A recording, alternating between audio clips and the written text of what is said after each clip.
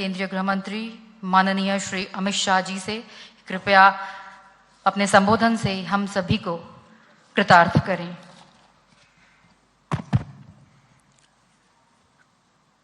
आज के इस कार्यक्रम में मेरे साथ मंच पर उपस्थित मध्य प्रदेश के लोकप्रिय और यशस्वी और बेहद मेहनती मुख्यमंत्री श्रीमान शिवराज सिंह जी, हमारे प्रदेश अध्यक्ष महोदय जी, मध्य प्रदेश के गृह मंत्री जी और उपस्थित सभी पत्रकार, छायाकार और प्रेस मीडिया के सभी भाइयों बहनों, आप सभी का स्वागत है।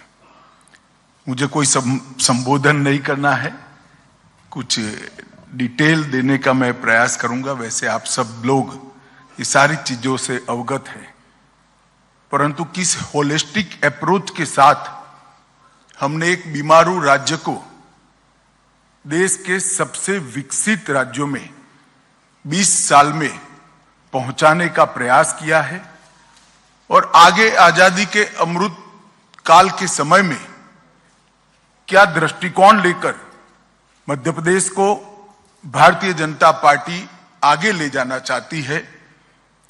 मोदी जी ने देश के मध्य भाग, उत्तरी छोर और पूर्वी क्षेत्र को विकास के थ्रस्ट एरिया के रूप में पहचान कर जो विशेष प्रयास किए हैं, इसकी भी बात मैं करना चाहूंगा। मित्रों, मध्य प्रदेश राज्य का गठन 1956 में हुआ। 56 के पहले विंध्य प्रदेश, मध्य भारत और भोपाल स्टेट, वहां पर भी कांग्रेस का शासन था और 50 से 2003 तक 53 वर्ष में 6-7 साल छोड़कर पूरा समय कांग्रेस का शासन रहा। मैं इसलिए बताना चाहता हूं कि आज जो लोग दावे कर रहे हैं, उनको सबसे पहले ये 53 साल का विकास का हिसाब देश की जनता के सामने, मध्य प्रदेश की जनता के सामने रखना चाहिए। कांग्रेस के शासन में 53 साल में मध्य प्रदेश को क्या बिरुद मिला? तो एक बीमारू राज्य का बिरुद मिला। 1980 के दशक में एक जाने माने आर्थिक विश्लेषक श्री आशीष बोस ने राजीव गांधी जी को एक पेपर प्रस्तुत किया था। उन्होंने इसमें बीमारू शब्द का प्रयोग किया था और बीमारू शब्द का प्रयोग किया था उस उद्देश्य से किया था कि पूरे देश की ग्रोथ रेट को, विकास दर को अगर कोई 4 राज्य नीचे ला रहे हैं तो ये बीमारू राज्य ला रहे हैं। और बीमारू राज्य का शब्द प्रयोग 4 राज्यों के पहले अक्षर से लिया गया था। बिहार, संयुक्त मध्य प्रदेश जो आज का मध्य प्रदेश और छत्तीसगढ़ है, राजस्थान और उत्तर प्रदेश। ये 4 राज्य देश की विकास दर की नीचे लाने के लिए जिम्मेदार है, ऐसा आशीष बोस जी ने एक पेपर के अंदर इसको रखा था।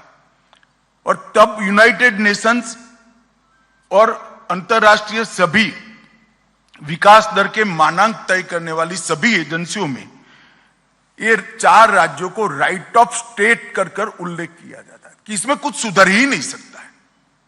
ये 4 राज्य राइट ऑफ स्टेट माने जाते हैं और वो सभी सर्वेक्षणों ने भी ये बीमारू राज्य को भारत के ग्रोथ की बाधा के रूप में वर्णित किया गया। 2003 में श्रीमान बंटाधार की सरकार को हटाकर मध्य प्रदेश की जनता ने एक ऐतिहासिक निर्णय दिया। उमा भारती जी के नेतृत्व में भारतीय जनता पार्टी की सरकार बनी।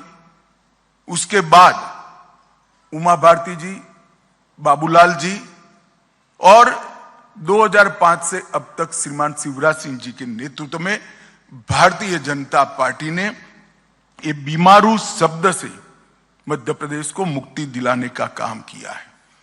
बीते 20 साल गरीबी से मुक्ति का सुवर्ण काल मध्य प्रदेश में साबित हुआ है और आगामी 25 साल में संपूर्ण विकसित राज्य बनाने की नींव डालने का काम ये 20 साल के अंदर हुआ है।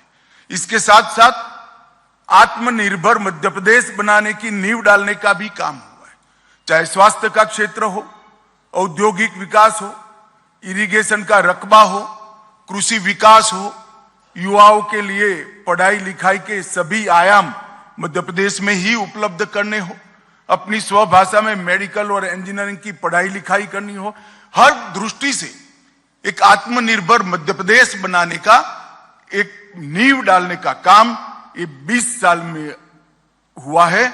और मैं मध्य प्रदेश की 9 करोड़ की जनता को भरोसा दिलाने आया हूं कि आने वाले अमृत काल का समय मध्य प्रदेश को देश के सबसे विकसित राज्यों की श्रेणी में रखने के लिए और संपूर्ण आत्मनिर्भर राज्य बनाने की दिशा में हम काम करेंगे। जो मध्य प्रदेश कभी बीमारू कहा जाता था, उसको अब बेमिसाल विकास का राज्य कहा जाता है। जो कभी बंटा धार माना जाता था, वो आज हर क्षेत्र में बुलंदियों पर खड़ा है। हर क्षेत्र को पिछड़ा माना जाता था, आज विकास के दृष्टि से हर पैरामीटर में मध्य प्रदेश आगे दिखाई पड़ता है। और कभी जिसको बर्बाद कर राइट ऑफ किया गया था, वो आज समृद्ध और खुशहाल राज्यों की श्रेणी में आया है। 20 साल में बिजली, पानी, सड़क, शिक्षा, स्वास्थ्य, अर्थव्यवस्था, सुशासन और कानून और व्यवस्था, ये सारे पैरामीटर्स के अंदर आमूल चूर परिवर्तन किया है। चाहे बुंदेलखंड हो या बघेलखंड, निमाड़ हो या मालवा, ग्वालियर चंबल हो या महाकौशल, भोपाल से लेकर प्रदेश की हर चौपाल तक खुशहाली और विकास को पहुंचाने का काम भारतीय जनता पार्टी की सरकार ने किया है। और इस 20 साल में 10 साल डबल इंजन की सरकार है। 2014 में मोदी जी की सरकार बनी और मोदी जी ने मध्य प्रदेश को काफी कुछ दिया है, मन खोल कर दिया है।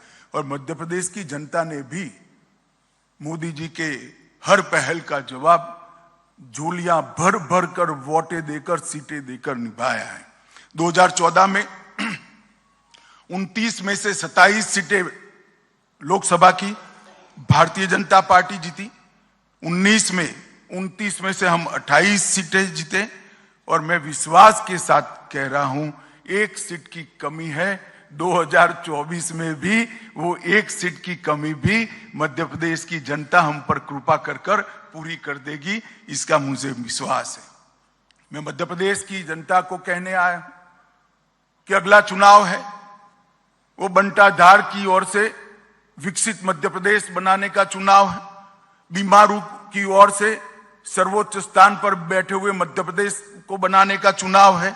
और आगामी चुनाव गरीबी से संपूर्ण मुक्ति का चुनाव है।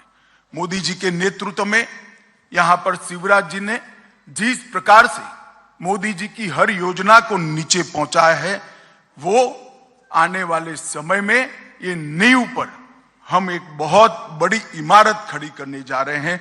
इसलिए मध्य प्रदेश की 9 करोड़ की जनता की आशीर्वाद की हम कामना करते हैं। मोदी जी के समय में 60 करोड़ से ज्यादा गरीबों का, भारतीयों का जीवन स्तर उठाने का काम हुआ है।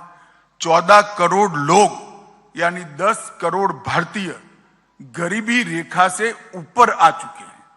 और आजादी के बाद ऐसा समय कभी नहीं आया कि एक 10 साल के समय में 10% लोग, आबादी के 10%, गरीबों के नहीं कहता, गरीबों की गिनेंगे तो 15%, 10% लोग गरीबी रेखा के ऊपर आए हैं। और इसीलिए मोदी जी को गरीब कल्याण का पुरोधा मानते हैं गरीब। और इसका मैक्सिमम फायदा जो 2-3 राज्यों को मिला है, उसमें से एक हमारा 9 करोड़ की आबादी वाला मध्य प्रदेश है। और उन्होंने हर क्षेत्र में प्रगति की है।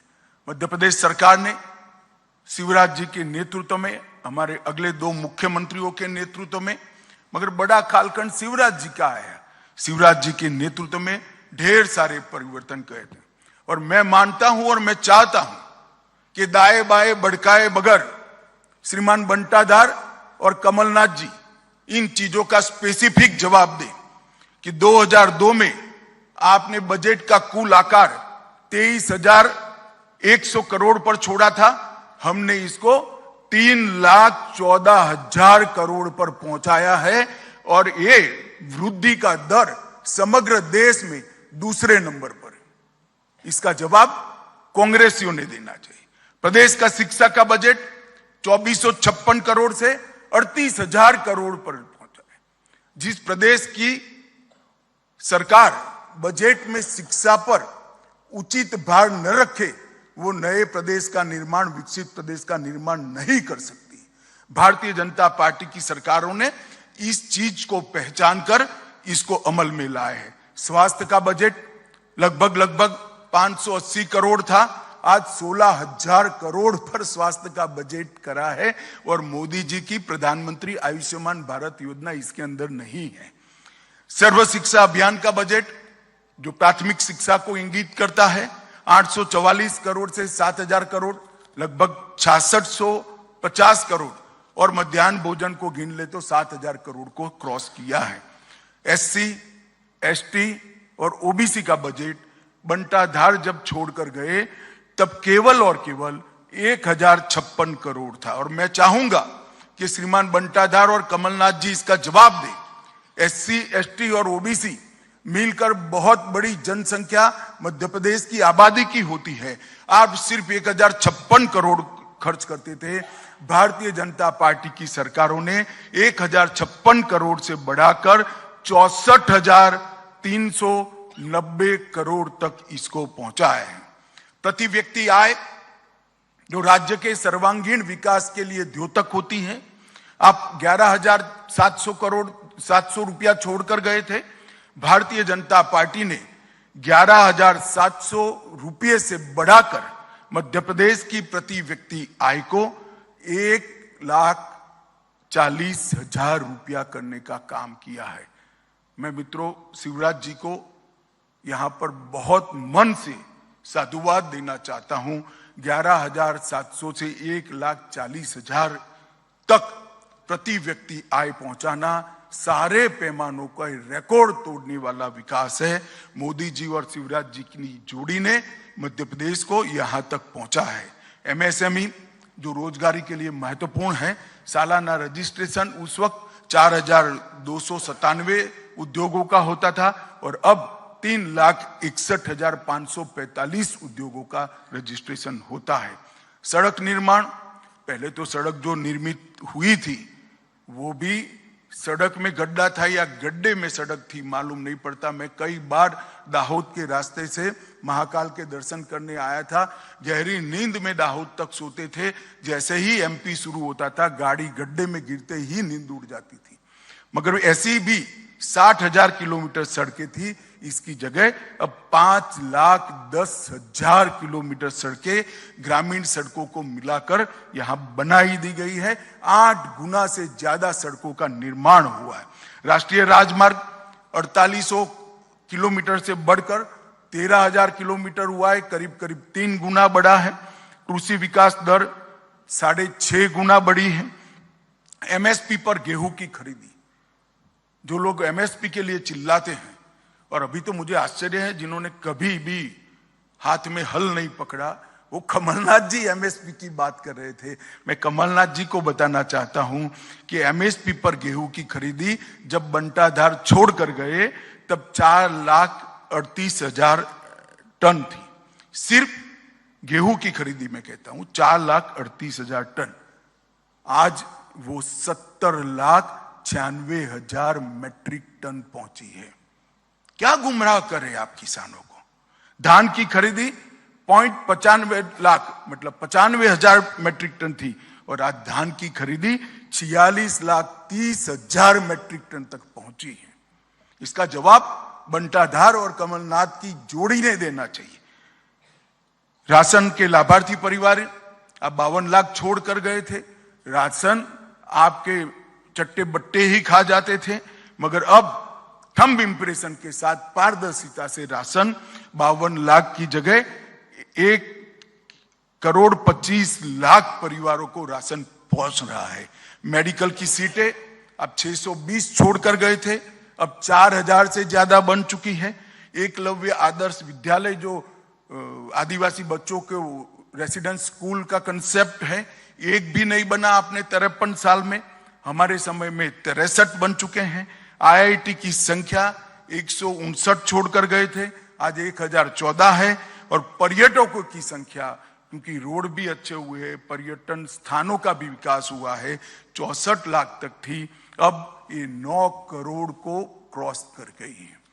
मैं स्पष्टता से आज कांग्रेस के नेताओं का आह्वान करना चाहता हूं, इधर उधर गलत आरोप मढ़कर मध्य प्रदेश की जनता को गुमराह करने की जगह ये हमारे रिपोर्ट कार्ड का आप जवाब दीजिए, और हिम्मत है तो आपके 50 साल का रिपोर्ट कार्ड लेकर आइए।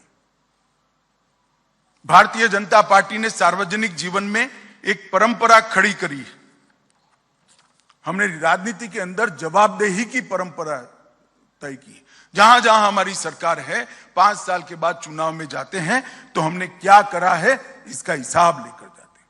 तो मध्य प्रदेश सरकार ने तो ठीक किया ही। कांग्रेस के लोगों को मैं पूछना चाहता हूं कि आपने मध्य प्रदेश को कितना अन्याय किया, इसका भी हिसाब दीजिए आप। मध्य प्रदेश में सालों तक ऊपर भी कांग्रेस की सरकारें रही, नीचे भी कांग्रेस की सरकार रही, क्या दिया मध्य प्रदेश में? आंकड़े देकर 9 करोड़ की जनता के सामने आइए आप नहीं आएंगे मुझे मालूम है, इसलिए मैं आंकड़े देना चाहता हूं। मित्रों, 2004 से 14 में बहुत पीछे नहीं जाना चाहता। जब सोनिया मनमोहन सरकार थी, 10 साल मध्य प्रदेश में उनकी सरकार चली, मध्य प्रदेश को 1,98,000 करोड़ रुपया दिया, सिर्फ 1,98,000 करोड़ रुपया 10 साल में। और मोदी जी की सरकार 9 साल 2014 से 23 का 8,33,000 करोड़ रुपया मोदी जी ने देने का काम मध्य प्रदेश को दिया है। और मैं तो ये डेवोल्यूशन फंड और ग्रांट इन एड की ही बात करता हूं। विकास की अनेक परियोजनाएं जो आई हैं, जो और लाखों करोड़ का हिसाब है, हर गरीब के घर में लाभ पहुंचे हैं, जिसका हिसाब भी लाखों करोड़ का होने जा रहे हैं, इसकी बात नहीं करता। मैं डिवोल्यूशन फंड और ग्रांट इन एड की ही बात कर रहा हूं।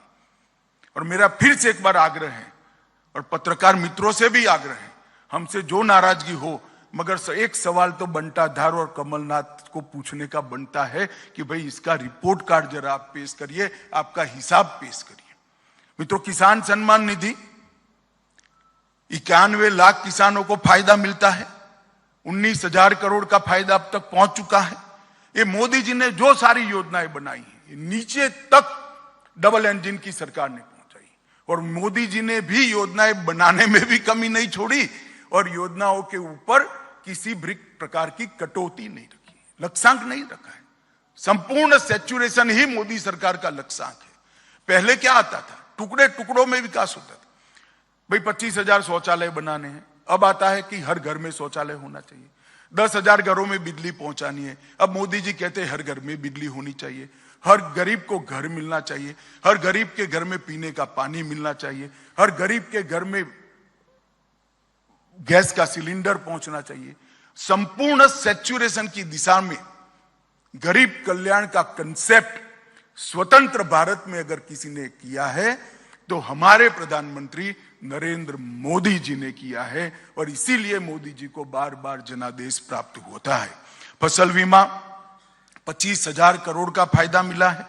जल जीवन मिशन 1.2 करोड़ घर और 60 लाख कनेक्शन अब तक पहुंच चुके हैं। आयुष्मान भारत योजना लगभग 3.6 करोड़ लाभार्थी हैं, इसमें से 30 लाख लाभार्थियों ने अपने ऑपरेशन करा चुके हैं।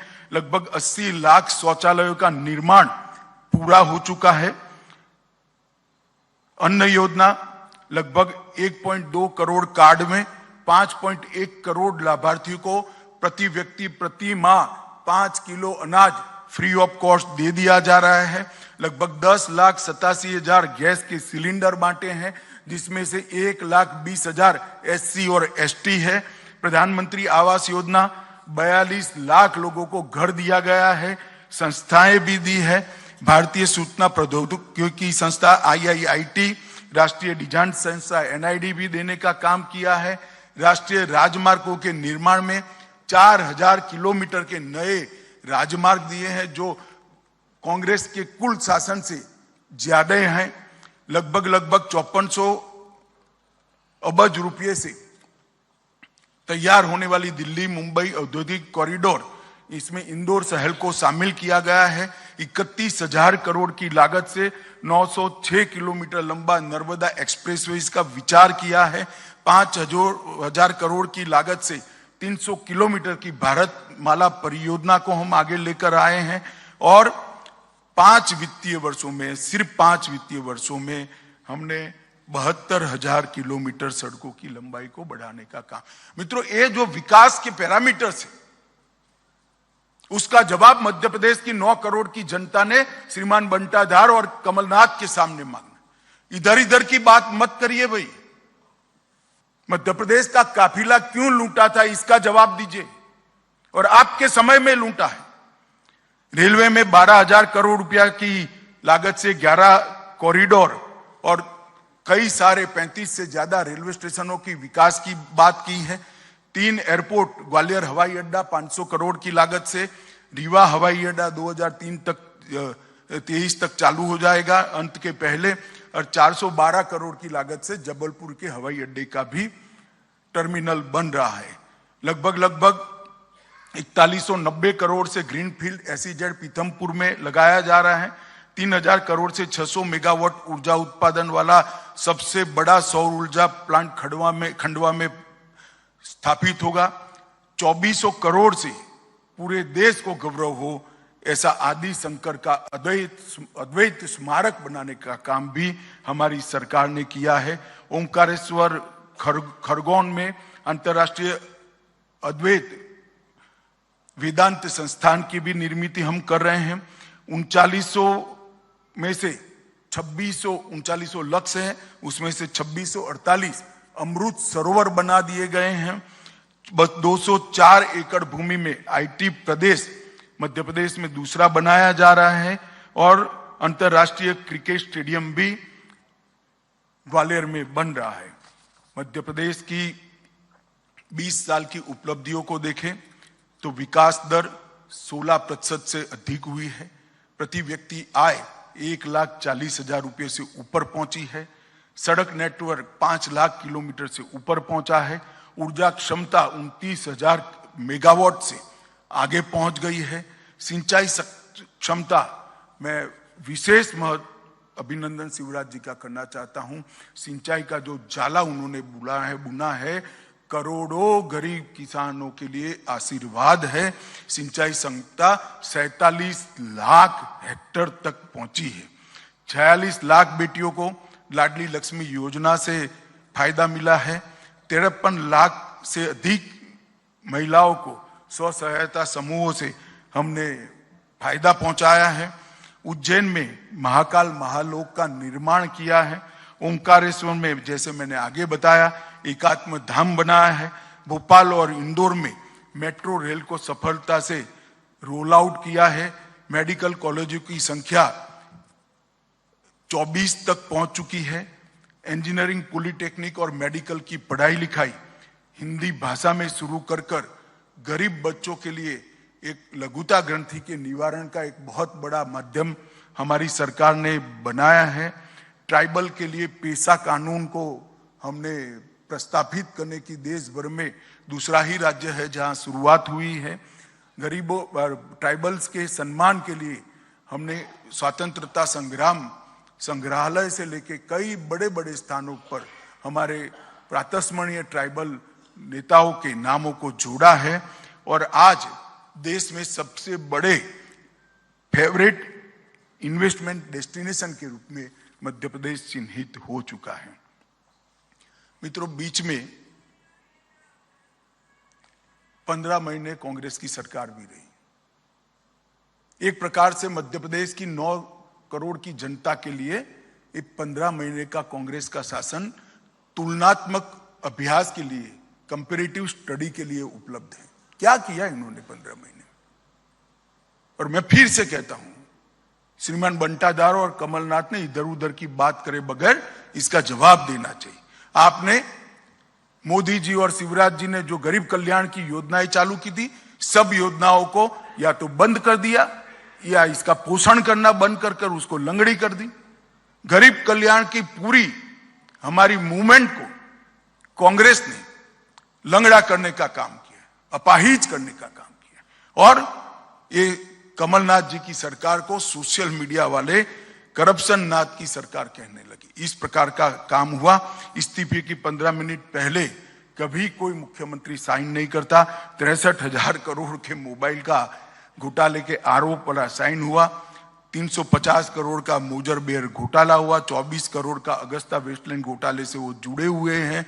600 करोड़ के इफ्को घोटाले के से जुड़े हुए हैं। 25,000 करोड़ के कर्ज माफी में भी ढेर सारे घपले हुए हैं। 1178 करोड़ बोनस में भी वादे को नहीं निभाया गया। सहरिया, भरिया और बेगा समुदाय की महिला को आहार अनुदान योजना जो शुरू की थी उसको भी बंद कर दिया। और 800 से ज्यादा ट्रांसफर कर फिर से एक बार मध्य प्रदेश में ट्रांसफर इंडस्ट्री बड़े पैमाने पर लगाने का काम एक कमलनाथ सरकार ने किया था। उन्होंने अपने 1.5 साल का 15 महीने की शासन का जवाब मध्य प्रदेश की जनता को जरूर करना चाहिए। पॉलिटिकल वेंडेटा को तहसील तक पहुंचाने के अलावे उन्होंने कुछ नहीं किया। गरीब कल्याण की योजनाओं को बंद करने के अलावे कुछ नहीं किया। मित्रों, आपके माध्यम से मैं मध्य प्रदेश की 9 करोड़ की जनता को ये कहने आया हूं, मोदी जी ने एक आत्मनिर्भर भारत के निर्माण का, संपूर्ण विकसित भारत के निर्माण का बीड़ा उठाया है। देश भर में आमूलचूर परिवर्तन हुआ है। देश की अर्थव्यवस्था 11वें नंबर पर थी, अब 5वें नंबर पर पहुंच चुकी है। लगभग 14 करोड़ लोग गरीबी की रेखा से ऊपर उठकर आ गए हैं। क्लाइमेट चेंज के क्षेत्र में आज भारत विश्व का नेतृत्व कर रहा है। जीरो टॉलरेंस टुवर्ड्स टेररिज्म के क्षेत्र में भी भारत विश्व का नेतृत्व कर रहा है और ग्लोबल नैरेटिव सेट कर रहा है। G20 भारत की संस्कृति, भारत के विकास और भारत के भविष्य को दुनिया भर में पहुंचाने वाला एक बड़ा जरिया बना है। पहली G20 समिट है। कांग्रेस के कई नेता कहते कि कई देशों में G20 समिट हुई, मगर ये पहली समिट है जिसमें सभी प्रदेशों को मौका मिला है। कांग्रेस के प्रदेश हैं, शासित प्रदेश है, उनको भी मिला है और 59 स्थानों पर विश्व भर के नेताओं को पहुंचाने का काम किया है। हमारी विविधता वाली संस्कृति, कई भाषाएं, हमारी भूषाएं, हमारे व्यंजन और हमारी विकास की गाथा का सबसे बड़ा संदेश अगर किसी एक घटना से गया है तो G20 से गया है। और 14 देशों ने, ये 9 सालों में 14 देशों में जो विश्व का रिकॉर्ड है, किसी भी नेता को, किसी भी राष्ट्राध्यक्ष का सम्मान दुनिया के 14 देशों ने अपने सर्वोच्च सम्मान से नहीं किया है। हम सब के लिए गर्व की बात है, नरेंद्र मोदी जी को 14 देशों ने अपने सर्वोच्च सम्मान से सम्मानित किया है। ये 14 देशों ने जो सम्मान किया है वो नरेंद्र मोदी जी या भारतीय जनता पार्टी का सम्मान नहीं है। ये नरेंद्र मोदी व्यक्ति का सम्मान नहीं है। ये 14 देशों ने जो सर्वोच्च सम्मान दिया है वे भारत की विकास की गाथा को दिया है। भारत की 140 करोड़ की जनता का सम्मान विश्व के 14 करोड़ देशों ने दिया है। आजादी के बाद ऐसे 10 साल शायद ही आए होंगे और मोदी जी ने एक संकल्प लिया है, जल्द ही हम विश्व में तीसरी अर्थव्यवस्था बनकर उभरेंगे। 5 ट्रिलियन अमेरिकी डॉलर की अर्थव्यवस्था हम बनेंगे। 2047 तक संपूर्ण आत्मनिर्भर और विकसित राष्ट्र भी बनेंगे और नए भारत का निर्माण भी करेंगे। और कांग्रेस ने इतने सालों में क्या किया, मैं कुछ घोटाले आपको जरूर बताना चाहता हूं। श्रीमान बंटाधार ने इसका जवाब देना चाहिए, कमलनाथ ने इसका जवाब देना चाहिए। जब जब आपको शासन मिला, घोटाले के अलावे आपने कुछ नहीं किया। आपने बोफोर्स को घोटाला किया, 2G स्पेक्ट्रम का घोटाला किया, सत्यम का घोटाला किया, कॉमनवेल्थ गेम का घोटाला किया, कोयले का घोटाला किया, चॉपर का घोटाला किया, टाटा ट्रक का घोटाला किया, टेट्रा ट्रक का घोटाला किया, वॉट के बदले नोट का घोटाला किया, आदर्श हाउसिंग का घोटाला किया, नेशनल हेराल्ड का घोटाला किया, डीएलएफ घोटाला किया, चारा घोटाला किया, खाद्य सुरक्षा बिल का घोटाला किया, गाजियाबाद प्रोविडेंट फंड का घोटाला किया, हर्षद मेहता का शेयर बाजार का घोटाला किया, हसन अली का हवाला कांड किया, आईपीएल का घोटाला किया, एलआईसी हाउसिंग का घोटाला किया, मधु कोड़ा काउंड किया, फायर फ्रॉन्ट सबमरीन का घोटाला किया, मंदिर कलेक्शन का घोटाला किया और वॉक्सवैगन इक्विटी का घोटाला किया। भाई जरा अपने गिरेबान में झांक कर देखो। और ये 24 घोटाले जो मैंने किए हैं, नाम दिए हैं, वो 24 घोटालों को आपने मध्य प्रदेश की जनता को और देश की जनता को जवाब देना है। मित्रों, मोदी जी के नेतृत्व में आज भारत कई क्षेत्रों में नंबर 1 पर पहुंचा है। डिजिटल लेन देन में नंबर 1, एलईडी बल्ब वितरण में नंबर 1, सबसे बड़े स्वच्छता कार्यक्रम में नंबर 1, टीकाकरण में नंबर 1, दाल उत्पादन में नंबर 1, दूध उत्पादन में नंबर 1, जूट उत्पादन में नंबर 1, बाजार उत्पादन में सबसे पहले, और सबसे अधिक रेल इंजन बनाने वाला देश अगर कोई है तो हमारा भारत है। 2 नंबर पर मोबाइल, सीमेंट, स्टील, कॉटन, चाय और स्टार्टअप में नंबर 3 और मोटर व्हीकल में भी नंबर 3। आप मुझे ये पूछेंगे कि ये सारा भारत का यहां क्यों गिना रहे हैं? मैं इसलिए गिनाना चाहता हूं कि अगले 5 साल के लिए मध्य प्रदेश की जनता ने फैसला करना है, मध्य प्रदेश की जनता ने निर्णय करना है। इस 24 घोटालों की सूची में मध्य प्रदेश को शामिल होना है या नंबर 1 और नंबर 2 बनाने वाली सूची में मध्य प्रदेश को शामिल होना है। अगर घोटालों की सूची में शामिल होना है तो दिन की प्रतिष्ठा ऐसे 2 नेता है ही है, श्रीमान बंटाधार और श्री कमलनाथ। और भारत को विकसित बनाने की सूची में अगर शामिल होना है, नंबर 1 और 2 की सूची में शामिल होना है, तो मोदी जी के नेतृत्व में यहां पर भारतीय जनता पार्टी की सरकार बनानी पड़ेगी। और 20 साल से गरीब कल्याण का जो हमने यज्ञ शुरू किया है उसको और गति देने की पड़ेगी। आप सबके माध्यम से मैं 9 करोड़ की मध्य प्रदेश की आबादी से, जनता जनार्दन से आशीर्वाद की अपेक्षा करता हूं। आपने हमेशा श्रीमान कुशाभाऊ के समय से हमें हमेशा आशीर्वाद दिया है। मध्य प्रदेश भारतीय जनता पार्टी के सबसे मजबूत संगठनों में से एक संगठन वाला प्रदेश है। यहां पर गांव तक, कस्बे तक हमारा संगठन फैला हुआ है, बूथ तक, बूथ के मतदाता सूची के पन्ने तक हमारा संगठन फैला हुआ है। ये भी आपके आशीर्वाद के बगैर, जनता के आशीर्वाद के बगैर संभव नहीं है। आज मैं एक सदस्यता अभियान भी लॉन्च करने वाला हूं ग्वालियर में। इस प्रेस वार्ता के माध्यम से मैं मध्य प्रदेश की जनता को कहना चाहता हूं कि आप सभी इस सदस्यता अभियान से जुड़िए, गरीब कल्याण की यात्रा से जुड़िए, मध्य प्रदेश को विकसित मध्य प्रदेश बनाने की यात्रा से जुड़िए और मध्य प्रदेश को आत्मनिर्भर मध्य प्रदेश बनाने की यात्रा में जुड़िए और मोदी जी की महान भारत की रचना की यात्रा में आप जुड़िए। यही मेरी मध्य प्रदेश की जनता से अभ्यर्थना है। धन्यवाद। धन्यवाद माननीय गृह मंत्री जी। अब संक्षिप्त एक प्रश्नों का एक सत्र है। मैं सभी मूर्धन्य और महनीय बंधुओं से आग्रह करूंगा कि सबसे पहले अपना नाम और अपने संस्थान का नाम करके माननीय गृह मंत्री जी को अपना प्रश्न संबोधित करें। जी जी जी जी जी, एक एक करके